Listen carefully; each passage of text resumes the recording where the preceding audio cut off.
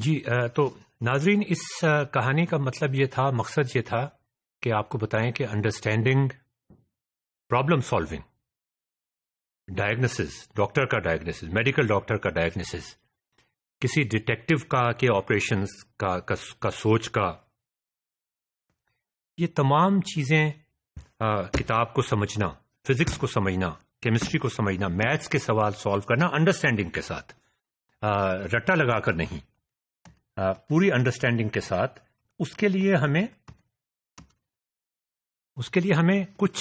Different stages سے گزرنا پڑتا ہے۔ پیڈاگوجی کی سائنس نے اب اتنی ترقی کر لی ہے کہ ہم ان سٹیجز کو منی سٹیجز میں تقسیم کر سکتے ہیں، اور ہم یہ سوچ سکتے ہیں کہ اس چیز کو سمجھنے کے لیے یہ ایک منی سٹیج ہے، اس کے بعد یہ ایک سٹیج ہے، اس کے بعد یہ ایک سٹیج ہے، اور ہم یہ بھی ڈائگنوز کر سکتے ہیں کہ اگر کسی بندے کو کوئی چیز سمجھ نہیں آ رہی تو کس سٹیج پہ مسئلہ گڑبڑ ہوا ہے۔ صرف یہ کہہ دینا کہ اس کو یہ بات سمجھ نہیں آ رہی، اس کو نیوٹنز کا لا سمجھ نہیں آ رہا، یا اس کو کیمسٹری میں پیریوڈک ٹیبل سمجھ نہیں آ رہا، سوال یہ کہ کیوں نہیں سمجھ آ رہا، کس لیول کے اوپر، کس سٹیج کے اوپر اس کو ہیلپ کی ضرورت ہے۔ یہاں پہ ٹیکنالوجی ہماری مدد کرتی ہے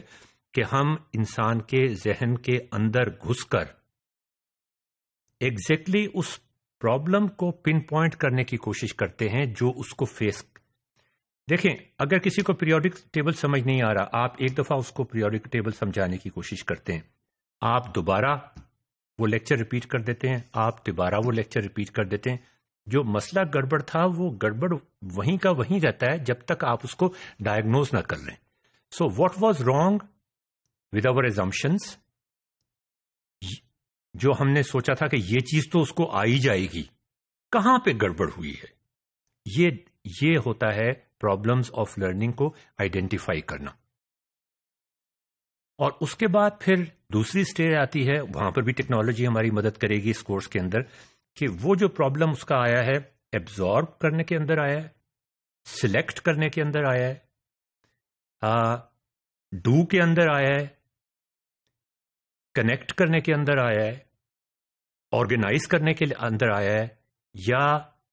وہ جو ہم کہتے ہیں کہ پرائر نالج کے ساتھ اس نے کنیکشن بنانا ہے، انٹیگریٹ کرنے کے اندر آیا ہے، کہاں پہ مسئلہ آیا ہے۔ یہ بالکل اسی طرح ہے جیسے ڈاکٹر ایک مریض کا چیک کرنے کی کوشش کرتا ہے کہ اس کا پیٹ خراب ہے یا اس کا گلے میں خراش ہے، ہم بالکل یہ اب سائنس اسی طرح کی ہوتی جا رہی ہے، اور پھر ہم وہاں پر اس کا علاج کرنے کی کوشش کریں گے جہاں پر ایکچوئل خرابی ہے۔ بخار بہت چیزوں کی وجہ سے ہو سکتا ہے،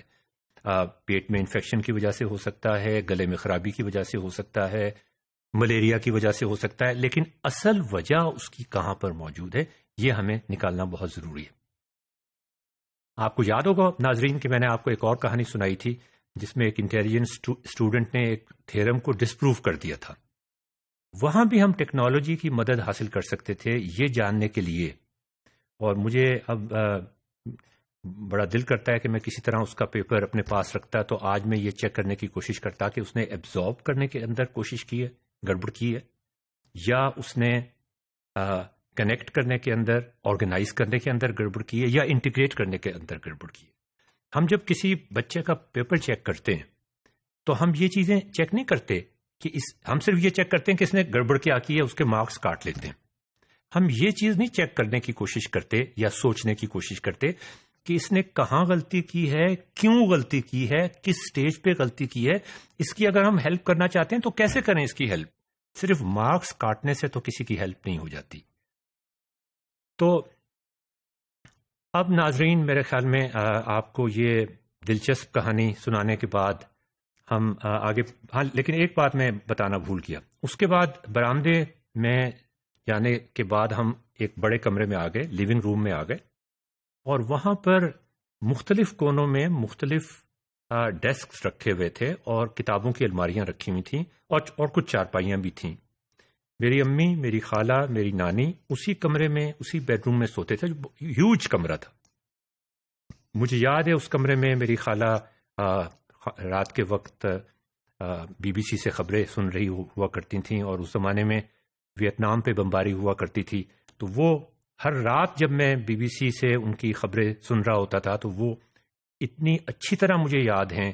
جس مرسی لیس طریقے سے یہ بمباری کرتے تھے، کارپیٹ بمبنگ کرتے تھے امریکنز ویتنام میں، وہ مجھے کبھی نہیں بھول سکتا ایک بچے کے یادداشت کے طور پہ، اس لیے کہ مجھے ہر رات جب میں سو رہا ہوتا تھا تو مجھے یہی چیز نظر آتی تھی. اچھا، اب وہاں پہ ان کو کتابوں کی الماریاں نظر آئیں، اور کافی ساری کتابوں کی الماریاں نظر آئیں.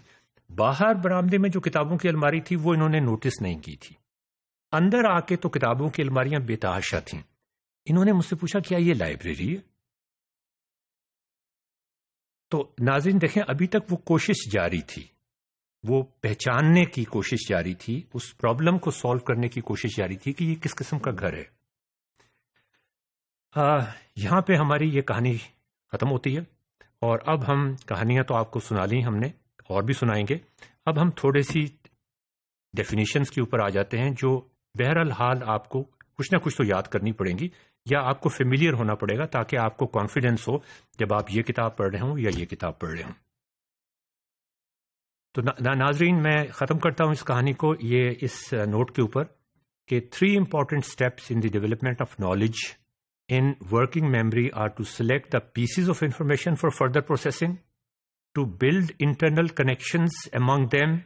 so they form a coherent representation,